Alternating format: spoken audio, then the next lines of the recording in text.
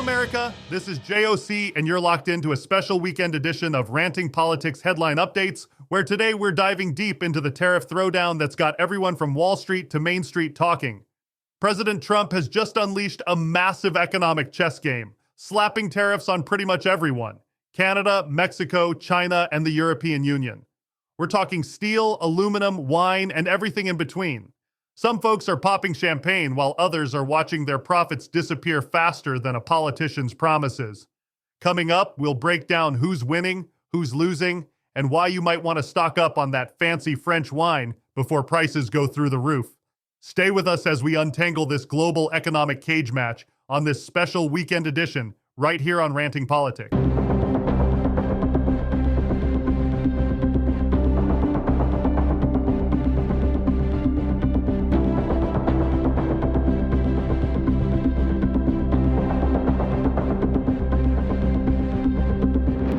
In what's shaping up to be the biggest trade shakeup since the 1980s, President Trump has unleashed a sweeping array of tariffs that's fundamentally reshaping global trade dynamics. Let's break down exactly what we're dealing with here, because these numbers are pretty jaw-dropping. First up, most imports from our neighbors Canada and Mexico are getting slapped with a hefty 25% tariff, though there's a bit of wiggle room with a lower 10% rate for energy and fertilizer products. And get this, there's actually a grace period for items that play nice with the USMCA trade treaty, so at least there's that silver lining. When it comes to China, Trump's gone with a flat 20% levy across the board on imported goods. Now, according to sources at the New York Post, this isn't just about numbers on a spreadsheet, it's basically forcing everyone to come back to the negotiating table. But here's where things get really spicy. The European Union is facing what could be a whopping 200% tariff on wines, champagne, and other alcoholic beverages. Why such a massive number? Well, it's actually a response to the EU's own 50% tariff on American whiskey. Talk about escalation. The scale of these tariffs is already sending shockwaves through the global economy. We're seeing retaliatory measures pop up faster than political scandals in an election year. Canada, for instance, has already fired back with their own tariffs on $21 billion worth of American goods, and they're not pulling any punches. Everything from farm products to good old American whiskey is in their crosshairs. When you look at the big picture, what we're really seeing is a massive restructuring of global trade relationships, with the US basically forcing everyone to rethink their trading positions. Whether this high-stakes game of economic chicken will pay off, well, that's what we're all waiting to find out. Let's dive into who's coming out ahead in this economic shakeup. And folks, there are some clear winners emerging from the chaos. The domestic steel and aluminum sector is absolutely crushing it right now. Hot-rolled coil steel prices have shot up to $945 per short ton. That's the highest we've seen since early 2024. And aluminum? We're talking about a record surge of 45 cents per pound, pushing prices north of $990 per metric ton. U.S. Steel and Cleveland-Cliffs are riding this wave like pros, and Century Aluminum, America's biggest primary aluminum producer, is practically doing backflips over these tariffs. They're calling it a renaissance for domestic aluminum production, and looking at these numbers, it's hard to disagree. But here's where it gets interesting. The beer industry, of all places, is showing us how to play this game smart. Take Anheuser-Busch, for instance. Their stock has rocketed up 24% this year alone, and there's a good reason why. They've got 99% of their beer brewed right here in the States, using ingredients from American farmers. Talk about having your supply chain ducks in a row. Now, let me tell you about an unexpected winner: warehouse space owners. Scott Lincecum over at the Cato Institute points out that everyone from builders to automakers is stockpiling like they're preparing for the apocalypse, making warehouse space more valuable than beachfront property in Miami. The tech sector's got some winners too. Companies like IBM, Oracle, Microsoft, Salesforce, and especially Palantir are sitting pretty because they're largely insulated from these tariffs. And speaking of winning streaks, precious metals are having a moment. Gold just broke $3,000 per ounce for the first time ever. That's a 13% jump since January. Silver's not far behind, up 14% to $34 per ounce. This reshuffling of the economic deck is creating some fascinating opportunities for companies that were already positioning themselves for a more America-first market. It's like watching a high-stakes poker game where having the right cards, or in this case, the right business model, makes all the difference. Coming up, we'll toast to those California Cabernets. Hey, it's the weekend. What can we say? So stay with us as we take a quick break to hear from our lead sponsor, whose support helps make this show possible. Hey, you brilliant inventors and creators. Have you crafted a product that's ready to break out from the digital world and hit the physical shelves? Imagine your creation sitting proudly in stores like Walmart, Target, and Home Depot, where 90% of purchases still happen. Well, it's time to turn that vision into reality with Product Fury. At Product Fury, we specialize in bridging the gap between online innovation and retail giants. In fact, we have secured millions of dollars of royalty deals for dozens of products at big box retail stores. Whether you're selling gadgets, home goods, or anything innovative, we're here to amplify your reach. Don't keep your product confined to the web.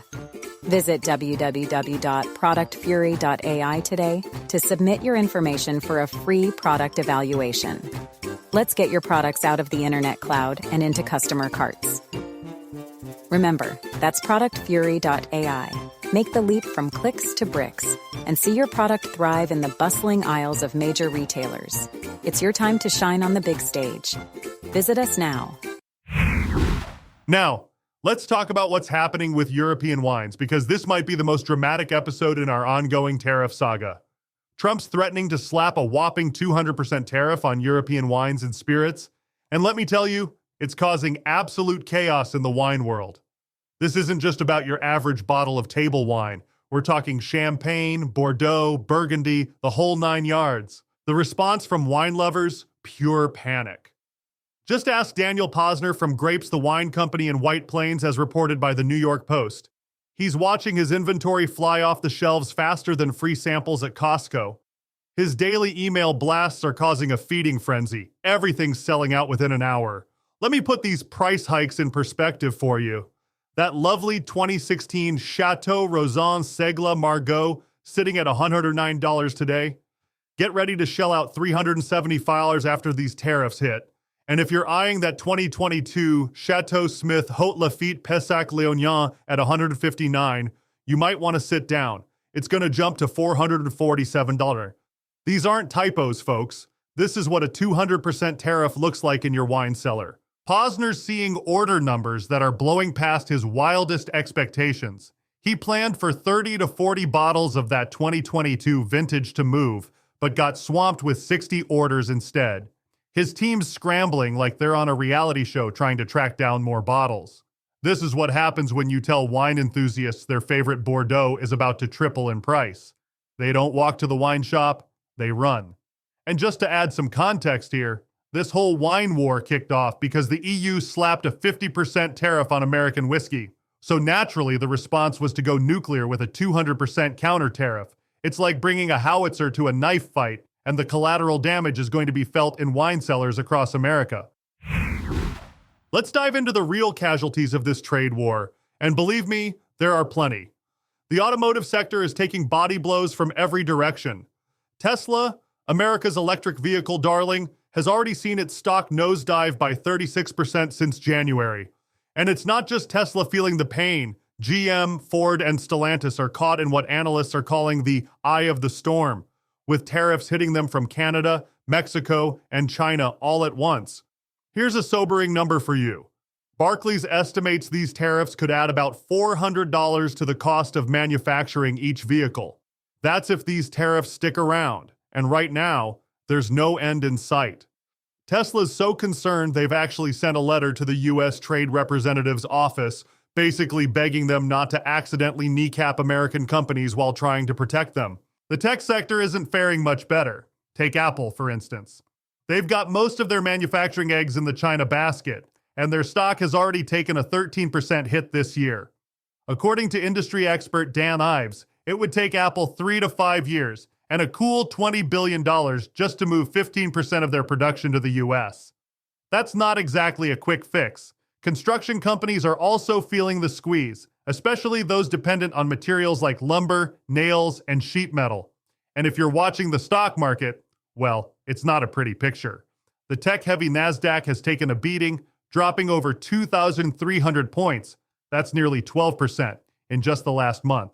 The S&P 500 is down about 250 points, and the Dow has shed around 1,000 points. Now, Treasury Secretary Scott Bessent is playing it cool, saying they're not worried about a little bit of volatility over 3 weeks. But when you're watching billions in market value evaporate, that kind of optimism might be a tough sell to investors watching their portfolios shrink. According to the New York Post's reporting, these aren't just temporary setbacks. We're looking at potentially long-term structural changes to how American companies do business. The question isn't just about who's losing money today, but how these companies will adapt to what could be the new normal in international trade.